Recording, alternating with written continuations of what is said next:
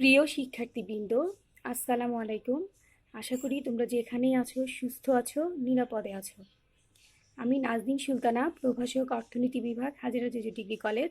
আজকে আমি তোমাদের মাঝে অর্থনীতির চতুর্থ বর্ষের আন্তর্জাতিক অর্থনীতি বিষয়টি নিয়ে আলোচনা করব। আমাদের অনলাইন শ্রেণী কার্যক্রমে তোমাদেরকে অনেক অনেক শুভেচ্ছা জানাচ্ছি। আজকে আমি আন্তর্জাতিক অর্থনীতি 2 অর্থাৎ দ্বিতীয় পত্রের যে বিষয়টি নিয়ে আলোচনা করব, আমার আলোচ্য বিষয় হচ্ছে অবমূল্যায়ন। এই অবমূল্যায়ন অধ্যায়টির উপর প্রথমেই আমরা দেখব কি কি প্রশ্ন পরীক্ষায় আসতে পারে। আমরা জানি আমাদের পরীক্ষায় প্রশ্নের ধরন হচ্ছে 3 ধরনের, অর্থাৎ ক বিভাগ, খ বিভাগ এবং গ বিভাগ। তাহলে এই 3টি বিভাগেই এই অধ্যায় থেকে যে প্রশ্নগুলো আসতে পারে, আমরা প্রথমেই সেই প্রশ্নগুলো একটু দেখে নেই।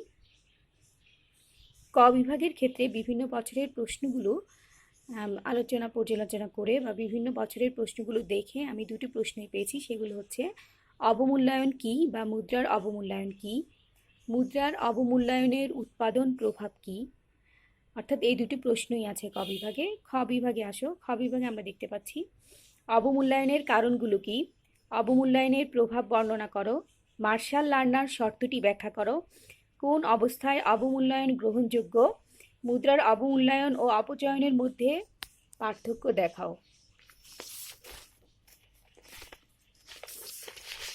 এরপর যে প্রশ্নটা আছে সেটি হলো অবমূল্যায়নের দ্বারা কিভাবে ভারসাম্য ঘাটতি দূর হয়। আমি আবারও বলছি, অবমূল্যায়নের দ্বারা কিভাবে ভারসাম্য ঘাটতি দূর হয়।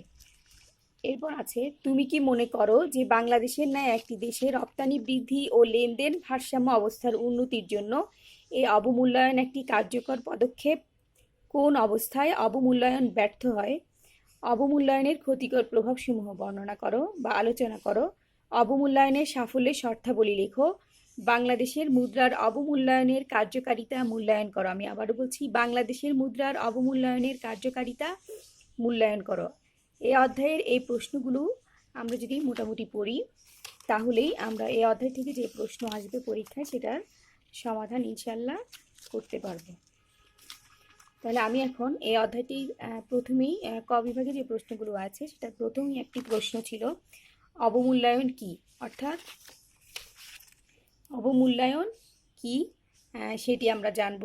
সাধারণত মুদ্রার মূল্যমান কমে যাওয়াকে মুদ্রার অবমূল্যায়ন বলে। আমি বলছি, সাধারণত মুদ্রার মূল্যমান কমে যাওয়াকে অবমূল্যায়ন বলে। অর্থাৎ অবমূল্যায়ন শব্দটির ইংরেজি শব্দ হচ্ছে ডিভ্যালুয়েশন।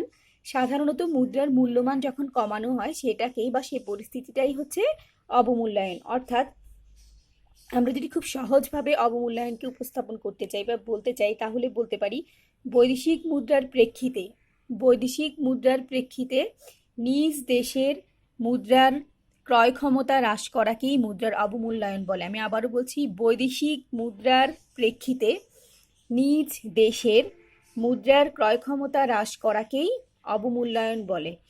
অর্থাৎ আমি যদি একটি উদাহরণ দেই, ধরি যুক্তরাষ্ট্র এবং বাংলাদেশ, অর্থাৎ বাংলাদেশের মুদ্রা হচ্ছে টাকা আর যুক্তরাষ্ট্রের মুদ্রা হচ্ছে ডলার। এখন আমি উদাহরণ দিয়ে খুব সহজে জিনিসটা তুলে ধরছি। ধরি আমাদের যুক্তরাষ্ট্রের ডলারের সাথে বাংলাদেশের টাকার বিনিময় হার হচ্ছে $1 = 80 টাকা। অর্থাৎ আমাদের $1 মানে যুক্তরাষ্ট্রের $1 সমান হচ্ছে আমাদের 80 টাকা। এখন সরকার যদি দেশীয় মুদ্রার মানটা হ্রাস করে, অর্থাৎ $1 সমান যদি 90 বা $1 সমান যদি 90 টাকা হয়, তাহলে আমরা সেটাকে বলবো মুদ্রার অবমূল্যায়ন। কারণ আমাদের আগে $1 সমান ছিল 80 টাকা, এখন মুদ্রামান হ্রাস করে করা হয়েছে 90 টাকা। অর্থাৎ আমাদের যুক্তরাষ্ট্রের $1 হচ্ছে আমাদের 80 টাকার সমান। আবার যুক্তরাষ্ট্রের মুদ্রামান হ্রাস করার পরে যুক্তরাষ্ট্রের $1 হচ্ছে আমাদের 90 টাকার সমান। এভাবে যখনই দেশীয় মুদ্রামান হ্রাস করা হয় তখনই তাকে মুদ্রার অবমূল্যায়ন বলে থাকে। তাহলে শিক্ষার্থী বন্ধুরা, আশা করি তোমরা মুদ্রার অবমূল্যায়ন কি জিনিসটা বা কনসেপ্টটা ক্লিয়ার। এই মুদ্রার অবমূল্যায়নের অনেকগুলো কারণও রয়েছে। বিভিন্ন কারণেই মুদ্রার অবমূল্যায়ন করা হয়। আমরা প্রথমেই মুদ্রার অবমূল্যায়নের কারণগুলো নিয়ে আলোচনা করব। কোনো দেশ ইচ্ছাকৃতভাবেই মুদ্রার অবমূল্যায়ন করে না, অর্থাৎ কোনো দেশ ইচ্ছা করেই মুদ্রার অবমূল্যায়ন করে না। বিশেষ বিশেষ উদ্দেশ্য বা লক্ষ্য পূরণের জন্য বা অনেক সময় মুদ্রার অবমূল্যায়নের আশ্রয় তাদের দরকার পড়ে, অর্থাৎ বিভিন্নভাবে বা বিভিন্ন বিশেষ উদ্দেশ্যেই তারা অবমূল্যায়নের আশ্রয় নেয়। এই মুদ্রার অবমূল্যায়নের কারণগুলো আমরা এখন আলোচনা করব। প্রথমে আসো 1 নম্বর যে কারণ আছে, বৈদেশিক বাণিজ্যের ঘাটতি দূরীকরণ। বৈদেশিক বাণিজ্যের ঘাটতি দূরীকরণ হচ্ছে মুদ্রার অবমূল্যায়নের প্রথম কারণ। মুদ্রার অবমূল্যায়নের ফলে আমদানি হ্রাস এবং রপ্তানি বৃদ্ধি পায়, ফলে লেনদেন ঘাটতির উন্নতি হয়। অর্থাৎ বর্তমানকালে বিশ্বে অনেক অনুন্নত দেশ রয়েছে যেগুলো বাণিজ্য ঘাটতির সম্মুখীন হচ্ছে। অর্থাৎ আমরা জানি বাণিজ্য সাধারণত 2 বা ততোধিক দেশের মধ্যেই সংঘটিত। এখন যেই দুটি দেশের মধ্যে বা একাধিক দেশের মধ্যে বাণিজ্য সংঘটিত হচ্ছে তারা কিন্তু সমানভাবে উন্নত নয়। কোনো দেশ আছে অনুন্নত, কোনো দেশ আছে উন্নয়নশীল, আবার কোনো দেশ আছে উন্নত। তাহলে এই অনুন্নত দেশ প্রায়ই বাণিজ্য ঘাটতির সম্মুখীন হচ্ছে, ফলে তাদের লেনদেন ঘাটতি সৃষ্টি হচ্ছে। এই ঘাটতি থেকে উত্তরণ বা এই ঘাটতি থেকে মুক্তি পাওয়ার জন্যই বা উত্তরণের জন্যই আন্তর্জাতিক অর্থ তহবিল তাদেরকে মুদ্রার অবমূল্যায়ন করার জন্য তাদের পরামর্শ দিয়ে থাকে। এই IMF বা আন্তর্জাতিক মুদ্রা তহবিল তাদেরকে মুদ্রার অবমূল্যায়ন করার জন্য পরামর্শ দিয়ে থাকে। তাহলে দেখা যাচ্ছে প্রধানত বিভিন্ন দেশের মধ্যে যে বৈদেশিক বাণিজ্য ঘাটতি রয়েছে সেটা দূরীকরণের জন্যই এই মুদ্রার অবমূল্যায়ন করা হয়। নাম্বার 2, রপ্তানি বৃদ্ধি।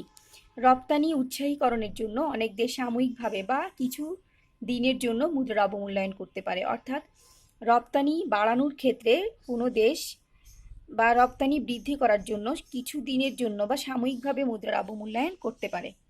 এটিও তাহলে রপ্তানি বৃদ্ধিও মুদ্রার অবমূল্যায়নের কারণে আরেকটি গুরুত্বপূর্ণ কারণ। তাহলে প্রথম গেল বৈদেশিক বাণিজ্য ঘাটতি দূরীকরণ, তারপর আসছে রপ্তানি বৃদ্ধি। নাম্বার 3 হচ্ছে অপ্রয়োজনীয় আমদানি নিরুৎসাহিতকরণ।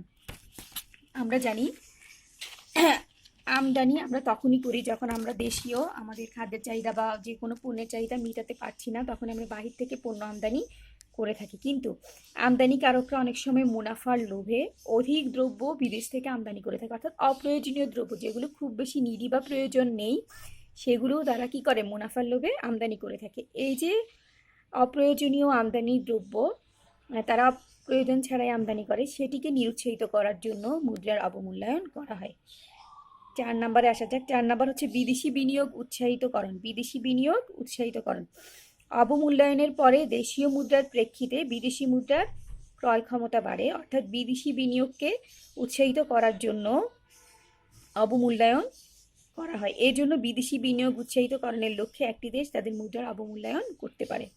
এরপর আসা যাক বিনিময় হারের সামঞ্জস্যতা বিধান বা বিনিময় হারের সামঞ্জস্য বিধান।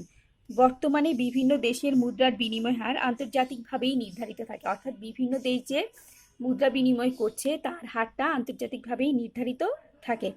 কোনো দেশ মুদ্রার অবমূল্যায়ন করলে অন্য দেশের রপ্তানি এবং আমদানির উপর বিরূপ প্রভাব পড়ে। অর্থাৎ একটি দেশ যদি তার মুদ্রার অবমূল্যায়ন করে তাহলে অন্য দেশের রপ্তানি এবং আমদানির উপরও এর একটি প্রভাব পড়ে। এ অবস্থায় নিজের বাণিজ্য স্বার্থ রক্ষা করা এবং অপরাপর দেশের মুদ্রার সাথে দেশীয় মুদ্রার বিনিময় হারের সামঞ্জস্য বিধানের লক্ষ্যেই একটি দেশ কিছুদিনের জন্য হলেও এই মুদ্রার অবমূল্যায়নের আশ্রয় নিয়ে থাকে। এখন আসা যাক 6 নাম্বার। আমাদের মুদ্রার অবমূল্যায়নের ইতিমধ্যে আমরা 5টি কারণ পড়েছি। 6 নাম্বার যে কারণটি আছে সেটি হচ্ছে বিদেশি ডাম্পিং নীতি প্রতিরোধ। দেশীয় মূল্যের চেয়ে কম মূল্যে এক দেশ কর্তৃক অন্য দেশে পণ্য বিক্রয়ের প্রচেষ্টাকে ডাম্পিং বলে। অর্থাৎ আমরা প্রথমেই দেখি ডাম্পিংটা কি। দেশীয় মূল্যের চেয়ে কম মূল্যে এক দেশ অন্য দেশে পণ্য বিক্রয়ের প্রচেষ্টাকে ডাম্পিং বলে। অর্থাৎ দেশীয় মূল্যের চেয়ে কম মূল্যে যখন একটি দেশ অন্য দেশে তার পণ্যটা বিক্রি করছে সেই প্রচেষ্টাটাই হচ্ছে ডাম্পিং। সাধারণত অপর দেশের শিল্প ধ্বংস করে নিজ দেশের পণ্য প্রতিষ্ঠা করার উদ্দেশ্যেই এই ডাম্পিং নীতি গ্রহণ করা হয়ে থাকে। বিদেশি ডাম্পিং নীতির বিরুদ্ধে প্রতিরোধ করার ক্ষেত্রেই আমরা অনেক দেশ মুদ্রার অবমূল্যায়ন করে থাকে। এই যে ডাম্পিং নীতি সেটা অন্য দেশের শিল্প বা অন্য দেশের শিল্পকে ধ্বংস করে নিজ দেশের পণ্য প্রতিষ্ঠা করার জন্যই করা হয়। কিন্তু এই ডাম্পিং নীতির কারণে অন্যান্য দেশ প্রভাবিত হয়, ফলে সেই দেশগুলো এই ডাম্পিংয়ের প্রতিরোধ হিসেবে মুদ্রার অবমূল্যায়ন করে থাকে। এখন আসা যাক 7 নম্বর কারণে, চোরা কারবার এবং বৈদেশিক মুদ্রা পাচার রোধ। যদি কোনো দেশের বৈদেশিক বিনিময় হার এর ভারসাম্য স্তর থেকে উপরে থাকে তবে বিভিন্ন পার্শ্ববর্তী দেশসমূহে পণ্যের চোরা কারবার সহ বিদেশি মুদ্রা দেশ থেকে অবৈধভাবে পাচার হতে পারে। এসব অবৈধ কার্যকলাপ কমানোর জন্য একটি দেশ শেষ আশ্রয় হিসেবে এই মুদ্রার অবমূল্যায়নের আশ্রয় নিয়ে থাকে। এই মুদ্রার অবমূল্যায়নের 7টি কারণ আমরা ইতিমধ্যে জেনেছি। সর্বশেষ যে কারণটি রয়েছে সেটি হচ্ছে পূর্ণ নিয়োগ অর্জন। অবমূল্যায়নের ফলে রপ্তানি বৃদ্ধি এবং দেশে আমদানি বিকল্পন শিল্পের প্রসার ঘটে। অর্থাৎ অবমূল্যায়নের ফলে রপ্তানি বৃদ্ধি পায় এবং দেশে আমদানি বিকল্পন শিল্প গড়ে ওঠে। ফলে রপ্তানি খাতে এবং আমদানি বিকল্পন খাতে শ্রম সহ অন্যান্য উপাদানেরও নিয়োগ বৃদ্ধি পায়। যেহেতু আমদানি এবং রপ্তানি খাতে শ্রম সহ অন্যান্য উপাদানের নিয়োগ বৃদ্ধি পায়, সেটি অর্থনীতিতে অপূর্ণ নিয়োগ থাকলে তা পূর্ণ নিয়োগ অর্জনের ক্ষেত্রে গুরুত্বপূর্ণ ভূমিকা রাখে। তাহলে শিক্ষার্থী বন্ধুরা, আমরা দেখলাম মুদ্রার অবমূল্যায়নের যে কারণগুলো আছে সেগুলো আমরা ইতিমধ্যে 8টি কারণ পেয়েছি। এই উপরোক্ত আলোচনার প্রেক্ষিতে আমরা বলতে পারি, বা আমরা এতক্ষণ ধরে যে কারণগুলো আলোচনা করেছি সেটার লক্ষ্যে আমরা বলতে পারি, একটি দেশ তার স্বার্থ রক্ষার লক্ষ্যেই অন্যান্য ব্যবস্থার বিকল্প হিসেবে এই মুদ্রার অবমূল্যায়নের আশ্রয় নিয়ে থাকে।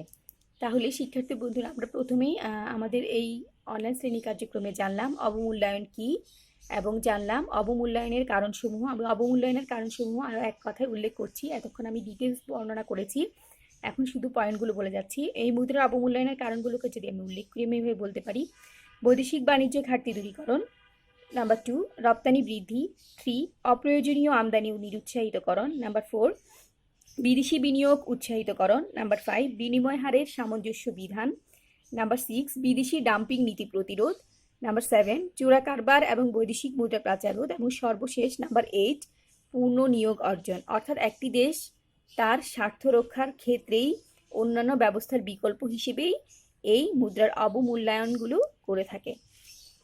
মুদ্রার অবমূল্যায়নের পিছনে এই কারণগুলোই রয়েছে।